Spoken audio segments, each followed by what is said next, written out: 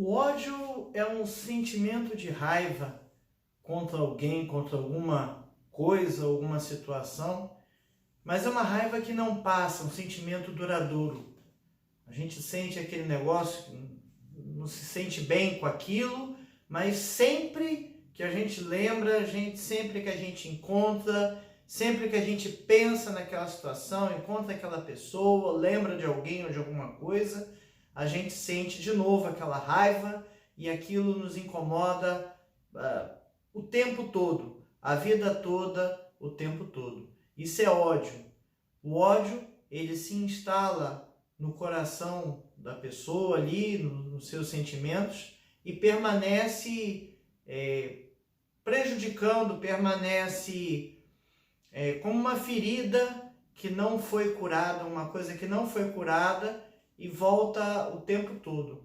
Isso prejudica, isso adoece as pessoas, entristece, porque sempre que você sente ódio, sempre que você se aborrece com alguma coisa, vem uma tristeza, e isso, agindo de forma profunda, pode chegar na depressão.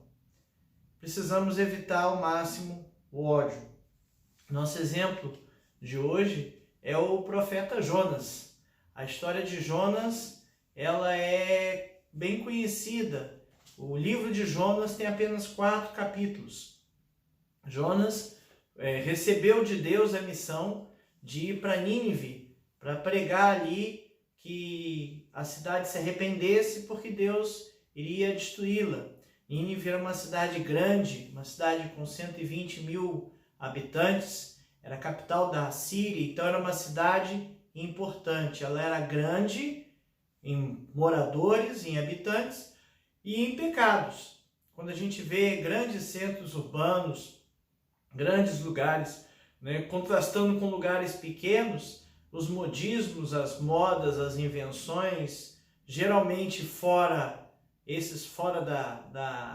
do dia a dia, fora do comum da sociedade, e que geralmente, muitas vezes, atacam as bases da família, as bases da sociedade, nas cidades grandes eles se espalham de uma forma mais fácil.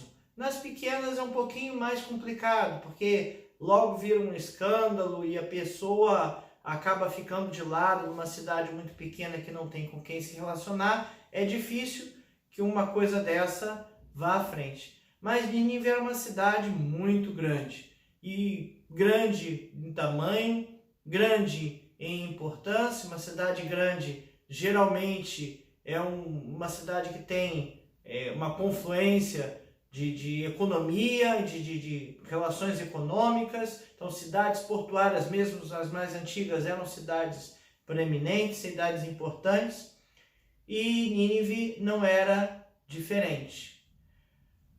Jonas resolve fazer o contrário. Em vez de ir para Nínive, Jonas resolve ir para Tarsis, contra Azimuth, direção contrária. Deus mandou ir para Nínive, ele foi para Tarsis. Pegou um barco, embarcou ali e se escondeu lá, ficou lá no barco, e Deus, no meio da viagem, começou a incomodar ali a navegação, mandando ventos fortes, o mar agitado, aquela cena em que os marinheiros começaram a sentir que poderiam morrer, que o barco poderia afundar e que poderia morrer. Eles começaram então a discutir, lançar sortes para verificar quem estava trazendo má sorte para o navio. E Jonas, vendo aquela situação, disse: não precisa, a culpa está comigo, eu sei o que eu fiz, lance-me ao mar. Eles tentaram não fazer isso, mas não teve jeito, lançaram.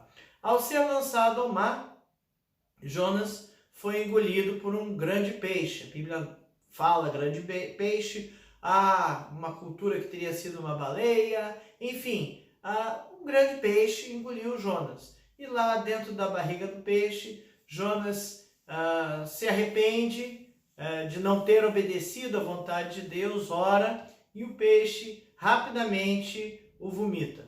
Então, rapidamente, depois de 3 dias, né, Jonas estava na barriga do peixe, ele orou, se arrependeu e o peixe o vomitou. Bom, daí começa a história.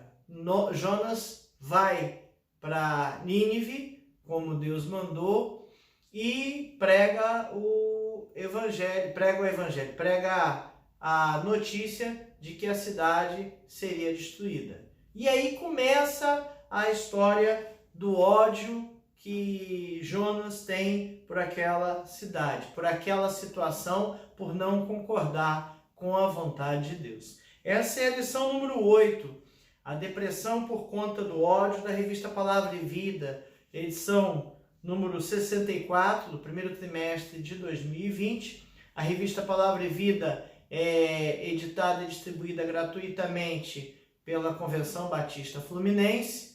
Ela é distribuída pelo site batistasfluminense.org.br. E essa edição tem por tema Tratamento Bíblico, Ansiedade e Depressão. Foi escrita pelo pastor Eduardo Luiz de Carvalho Faria. Mas por que, então, Jonas teria raiva ou teria ódio dessa cidade? A Bíblia não relata com toda clareza o porquê desse ódio. A gente vê lá no versículo 4, no capítulo 4 e versículo 2, Jonas orando depois que aconteceu o que aconteceu, né? Ele foi e pregou a cidade. Como Deus mandou, já que Deus tinha castigado e ele tinha entrado naquela situação tão difícil, ele foi e pregou a cidade. E foi lá, a cidade era uma cidade que demorava 3 dias para caminhar de um lado até o outro. Jonas caminhou um dia só e pregou de uma forma bem sucinta, né? Lá pelo capítulo 3 veio a palavra do Senhor, segunda vez levantou-se, pois, Jonas e foi a Nínive, segundo a palavra do Senhor. Ora, Nínive é uma cidade muito importante diante de Deus, e de 3 dias para percorrê-la.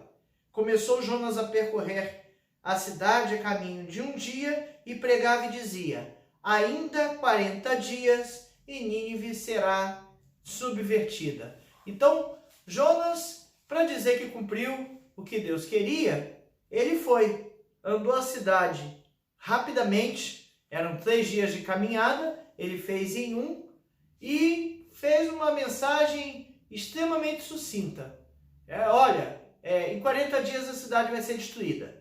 Em 40 dias a cidade vai ser destruída. Passou assim pela cidade dizendo isso, né? Não tinha muita explicação, não tinha muita informação sobre o que estava acontecendo, só isso ele falou. E para a sua surpresa, a cidade se converteu. Nínive era uma cidade muito sanguinária. Naum 3:1, o profeta Naum diz lá: ai da cidade sanguinária, toda cheia de mentiras e roubo, e que não solta a sua presa. Imagina-se, né, que Jonas percebia ou sabia a situação daquela cidade, né? Jonas sabia que aquele povo era mau, muito mau, e que estava imerso num pecado que seria muito difícil de livrar. Então, quando ele prega a cidade toda se arrepende. Aí é a segunda parte do capítulo 3, do 5 a 10, ele fala que os ninivitas creram em Deus e proclamaram jejum, vestiram-se de sacos de pano, desde o maior até o menor, até os animais, até o rei decretou que deveriam fazer um jejum com relação ao que estava para acontecer. Jonas, em vez de ficar feliz, Jonas não gostou daquilo ali. E esse sentimento de Jonas fica expresso lá no capítulo 4, versículo 2, que é o nosso texto Capítulo 3, versículo 3 é o nosso texto áureo, mas o 2 e o 3 falam bem a respeito desse descontentamento de Jonas. Aliás, o capítulo 4 tem esse título, Descontentamento de Jonas. Com isso, desgostou-se Jonas extremamente e ficou irado. E orou ao Senhor e disse: Ah, Senhor, não foi isso que eu disse, estando ainda na minha terra? Por isso me adiantei fugindo para Tarsis, pois sabia que és clemente, que és Deus clemente e misericordioso, e tardio em irar-se, e grande benignidade, e que te arrependes do mal. Peço-te, pois, ó Senhor, tira-me a vida, porque melhor me é morrer do que viver. Veja, Jonas não ficou satisfeito com o que tinha acontecido. O ideal de todo missionário, de todo mensageiro, de todo pregador, de todo pastor, é pregar e, ao final, muitas almas se convertam, muitas se entreguem a Deus. Mas Jonas fez um trabalho rápido, a gente brinca, né? O rápido e mal feito, porque ele percorreu a cidade muito rapidamente, era uma cidade grande, demorava 3 dias para caminhar, em um dia ele resolveu aquilo ali, resolveu esse negócio logo, e olha, em 40 dias a cidade vai ser destruída, 40 dias a cidade vai ser acabou. E só isso que ele fez. E com essa pregação, os ninivitas se arrependeram, que era o mais importante, e Deus se arrependeu de destruir. O trabalho dele teve fruto, né? O trabalho de missionário dele teve fruto, teve sucesso. Mas ele, por algum motivo, não concordava com isso.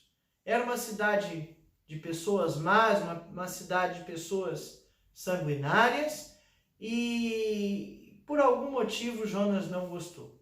Talvez ele imaginasse que seria mais justo que a cidade realmente fosse toda destruída, meia dúzia fugisse e olhe lá, mas que a cidade fosse toda destruída. E aí ele entra numa grande depressão. O problema então de Jonas, o primeiro tópico foi esse, né? Jonas fez o que Deus quis depois de ser disciplinado, e ao final disso Deus salva a cidade e Jonas não gosta da situação. E lá no versículo 3 do capítulo 4, ele pede que tire a vida, porque melhor é morrer do que viver.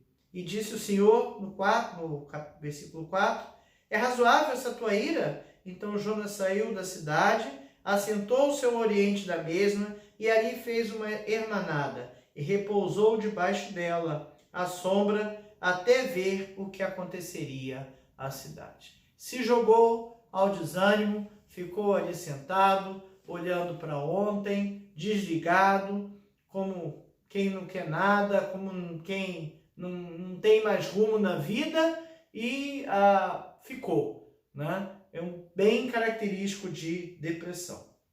Bom, o tópico 2 da lição fala lá, quando não concordamos com o que Deus faz. Bom, nós não concordamos com o que Deus faz, que isso é uma coisa normal, não é normal? Acontece em nossas vidas? Acontece. E acontece bastante em nossas vidas de não concordar com as coisas da forma como elas são ou como elas acontecem.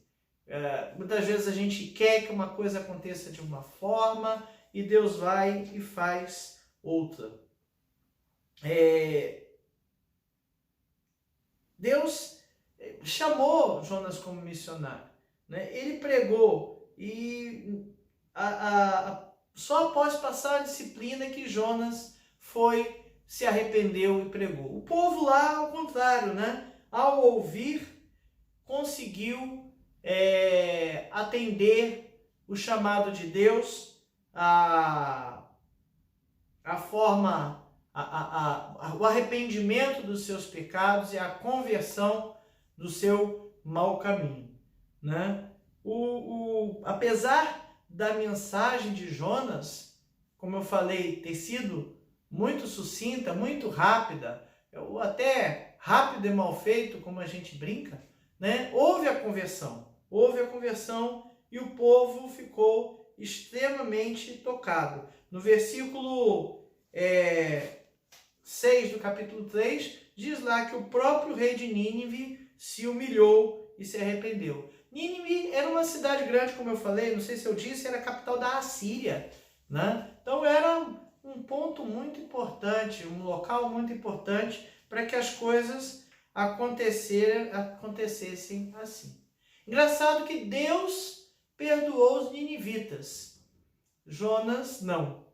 Jonas continuava com algum ódio, com algum problema com relação a eles, né? E aí, o que Jonas tinha era algo que não era amor, né? Quando a gente fala de amor, a gente fala de alguma coisa muito maior do que simplesmente, eu te amo. Não, o amor se apresenta nesses momentos, né? Quando você precisa perdoar alguém e, poxa, não faz muito sentido perdoar o fulano pelo que ele fez.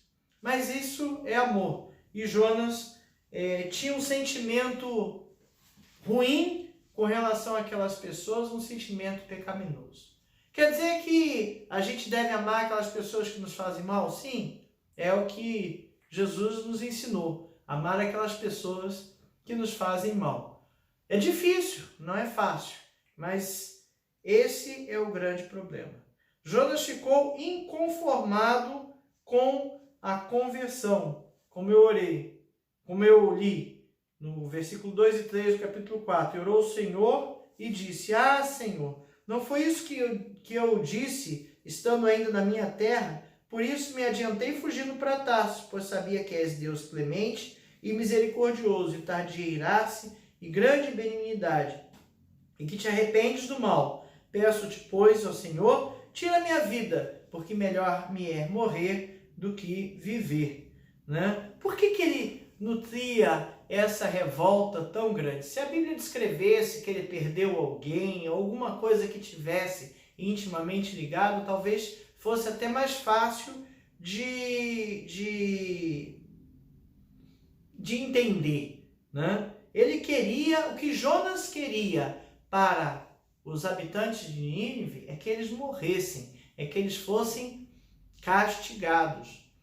Parece até um sentimento de vingança, mas o que Jonas nutria com relação a Nínive era o que a gente começou dizendo aqui, era ódio. O ódio havia sido instalado no coração de Jonas. E ele nutria o ódio. Já ouviu essa expressão? Nutrir o ódio. Nutrir é dar nutriente. A gente dá nutriente para a planta para que ela cresça. A gente dá nutriente para o bebê para que ele fique forte. Se eu estou nutrindo o meu ódio, eu estou alimentando o meu ódio, eu estou fazendo com que ele sobreviva e permaneça. E aí? Eu estou fazendo com que ele perdure. Será que isso era bom? Era bom para Jonas? Era bom para nós? Efésios 4, 26 diz assim: Irai-vos e não pequeis, não se ponha o sol sobre a vossa ira. Mas qual é a diferença de irar e odiar? A ira é uma coisa rápida, a ira é uma coisa passageira, a ira é uma coisa que a gente resolve. O ódio é uma coisa não resolvida, mas duradoura. Não é pecado a gente ficar irritado com as coisas. Não é pecado a gente não concordar com as coisas. Não é pecado que a gente se sinta incomodado com algo que alguém fez. Ora, se alguém e te prejudicou grandemente, você vai ficar irritado. Normal. É normal do ser humano, infelizmente, mas é normal. Não há muito que a gente consiga fazer contra isso. O problema é quando essa ira permanece e ela vai sendo alimentada e se torna em ódio. Aí vira pecado, aí vira alguma coisa mais permanente. Paulo, falar aos Colossenses, Colossenses 3:8, agora, porém, despojai-vos igualmente de tudo isso: ira, indignação, maldade, maledicência, linguagem obscena do vosso falar.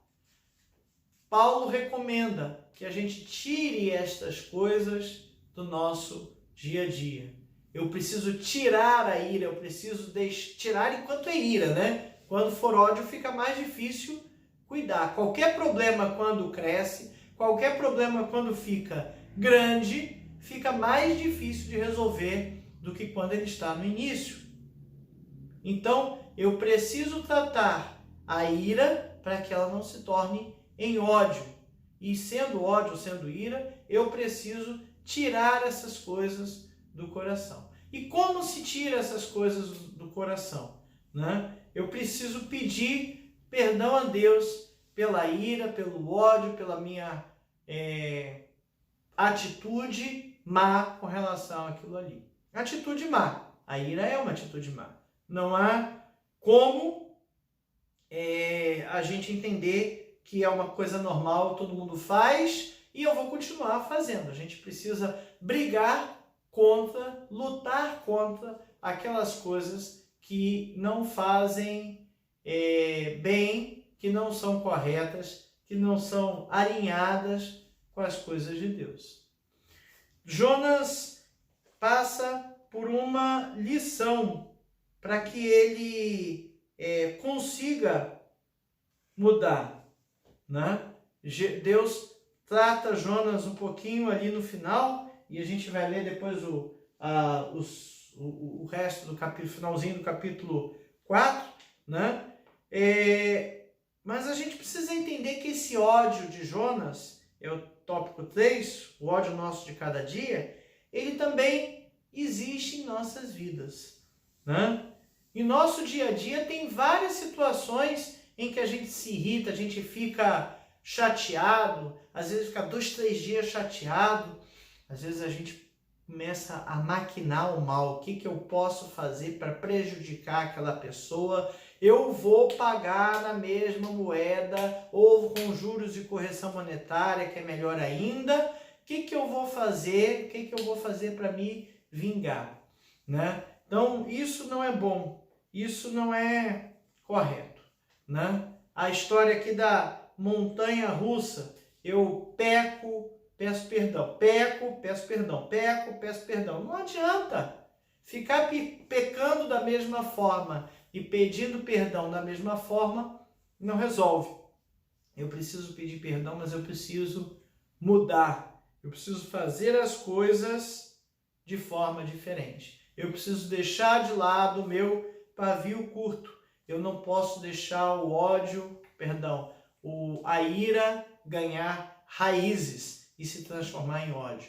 A ira ganhando raízes se transforma em ódio. O ódio traz a tristeza e a tristeza leva à depressão. Olha, lá atrás a gente trata do assunto para que o assunto não fique muito maior. E aí, como é que Jonas então resolveu-se? Na realidade, Jonas ficou ali na sombra, onde o versículo 5 comenta, e a partir do versículo 6, aqui o tópico é a lição do Senhor, capítulo 4. Então fez o Senhor Deus nascer uma planta que subiu por cima de Jonas, para que fizesse sombra sobre a sua cabeça, a fim de o livrar do seu desconforto. Jonas, pois, se alegrou em extremo por causa da planta. Mas Deus, no dia seguinte, ao subir da alva, enviou um verme, o qual feriu a planta, e esta secou. E nascendo o sol, Deus mandou um vento calmoso oriental. O sol bateu na cabeça de Jonas, de maneira que desfalecia, pelo que pediu para si a morte, dizendo: melhor me é a morte do que viver. Então Deus perguntou a Jonas: é razoável essa tua ira por causa da planta? Ele respondeu: é razoável a minha ira até a morte. Tornou o Senhor: tens compaixão da planta que te não custou trabalho, a qual não fizeste crescer, que numa noite nasceu e numa noite pereceu. Eu não hei de ter compaixão da grande cidade de Nínive, em que há mais de 120 mil pessoas que não sabem discernir entre a mão direita e a esquerda, e também muitos animais? E assim termina o último capítulo, capítulo 4 de Jonas. Deus ensinou a Jonas o que é graça. O que é graça? A gente fala graça, a graça de Deus, né? Mas entenda que é graça porque é de graça. A coisa que é de graça é a coisa que eu não tenho como pagar por ela. Eu não fiz por merecer, mas ganhei. Ganhei, simplesmente ganhei. E Deus está mostrando a Jonas um pouquinho de graça. Jonas estava sentado com o sol quente batendo na sua cabeça. Deus fez nascer uma planta e lhe deu uma sombra. Ele não cultivou, ele não fez nada para que aquela planta crescesse sobre sua cabeça. Mas ela cresceu. E Jonas se alegrou com aquela planta, com aquela sombra. Aquilo ali foi um bálsamo, foi um descanso. Ele se sentiu muito maravilhado. E no dia seguinte, Deus matou a planta. E a planta, morrendo, o sol veio e castigou Jonas de novo. E ele se lamentou porque a planta havia morrido. Aí Deus vai e questiona Jonas. Então, você está se preocupando com uma planta que você não trabalhou para plantar, não trabalhou para cultivar, não teve o trabalho de regar, não fez nada. Você não fez nada por conta daquela planta, mas aquilo ali servia para você e você gostava. Se você gostava daquela planta que você não fez nada, eu que criei essas pessoas todas, não vou ter compaixão delas? A graça é um favor imerecido. Graça é um favor imerecido. Somos salvos pela graça. Pela graça sois salvos, não provém de vós, é dom gratuito de Deus. Deus mandou seu Filho para morrer por nós na cruz, para que pudéssemos ser salvos mediante a aceitação do seu sacrifício. E o que eu tenho que fazer para merecer? Nada, porque eu não mereço. Você não merece. E ninguém faz nada neste mundo que mereça a salvação.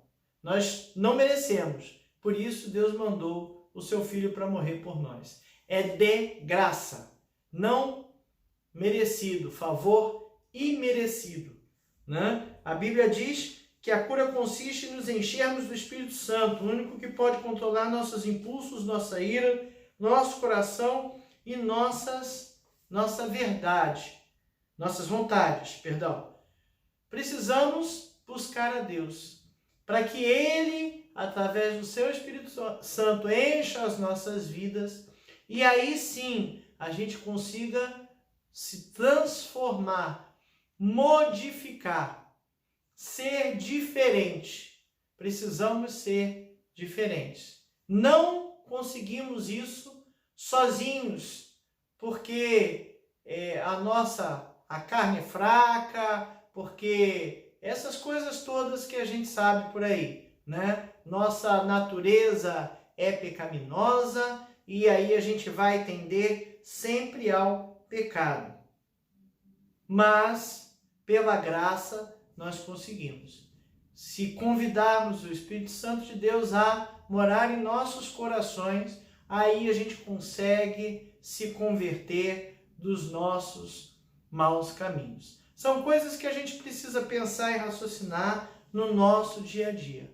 O remédio para Jonas, a Bíblia não fala, depois desse versículo, se Jonas de fato passou a ser uma pessoa mais obediente a Deus, se resolveu a sua ira com ele, ou se continuou ainda triste, chateado, aborrecido, porque Deus tinha feito algo que ele não queria, da forma como ele não queria. O livro de Jonas é um livro curto, como eu falei, poucos detalhes, poucas coisas, mas ele traz essa lição. Primeiro da obediência, né? O Jonas foi aquele que teve que ser disciplinado para obedecer.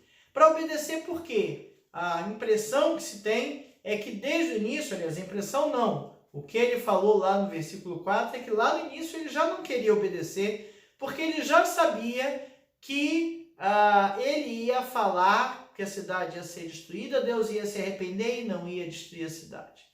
Havia no coração de Jonas algo muito ruim. Havia um pecado ali, um ódio, algo guardado que não era bom, não fazia bem a Jonas, né? E Deus precisou cuidar dele dessa forma. Deus está sempre pronto a nos socorrer.